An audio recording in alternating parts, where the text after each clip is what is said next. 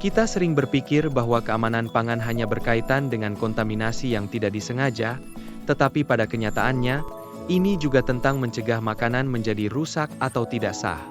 Ini disebut pertahanan makanan. Pertahanan pangan adalah fokus pada 4 jenis operasi utama yang dapat menyebabkan kerusakan besar jika kontaminasi atau kerusakan yang disengaja menyebabkan kerusakan besar.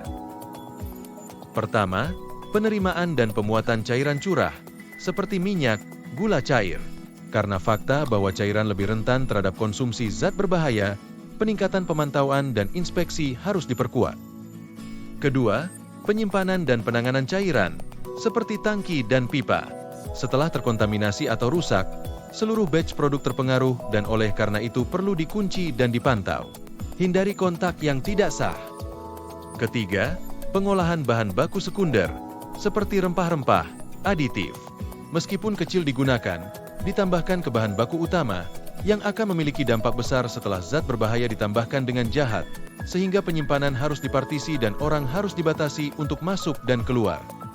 Keempat, pencampuran dan operasi serupa. Proses pencampuran bahan baku yang seragam, seperti pencampuran, penggilingan, yang dapat menyebabkan kontaminan didistribusikan dalam produk dan lebih berisiko. Selain 4 tugas utama, 5 tindakan perlindungan harus dilaksanakan.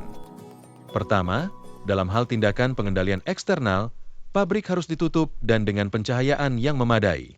Penting untuk membentuk personel keamanan, DLL, dan membangun fasilitas pemantauan untuk mengontrol masuknya personel pabrik dan kendaraan.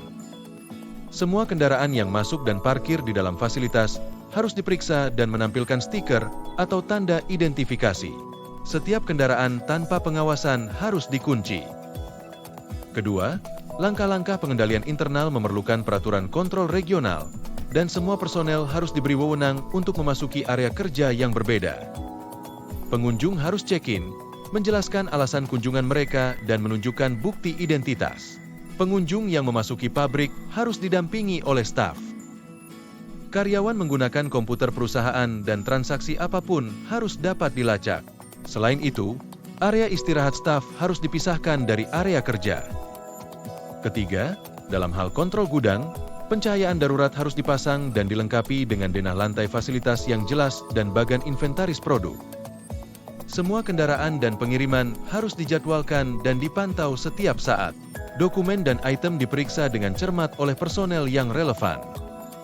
Periksa untuk jejak gangguan. Produk yang dikembalikan dan catatannya harus disimpan secara terpisah dan diperiksa untuk jejak gangguan.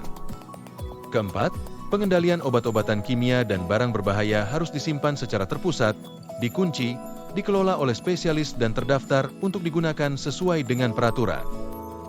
Kelima, dalam hal pengendalian personel, karyawan baru yang masuk harus melakukan pemeriksaan latar belakang dasar dan membatasi zona masuk dan keluar mereka. ID karyawan, ID, dan seragam harus dikembalikan ketika karyawan meninggalkan pekerjaannya. Manajemen harus melakukan latihan simulasi pertahanan makanan secara teratur untuk meningkatkan kewaspadaan dan respon staf. Memastikan keamanan pangan membutuhkan upaya, perawatan, dan pencatatan setiap karyawan. Terima kasih atas semua upaya Anda untuk melindungi keamanan pangan kami.